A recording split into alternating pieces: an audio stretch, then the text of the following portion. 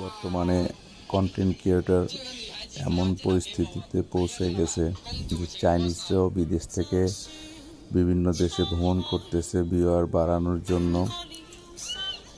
বাংলাদেশে এক চাইনিজ এসে এক পরিবারের সাথে কন্ট্যাক্ট করে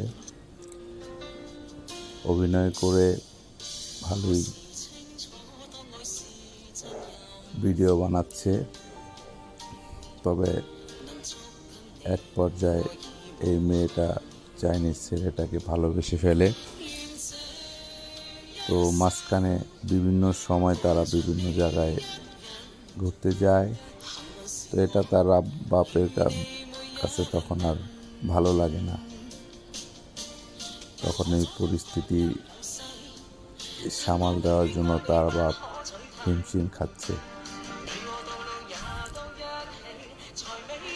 বাকিটা আপনারা একটু দেখতে থাকুন কি ঘটে।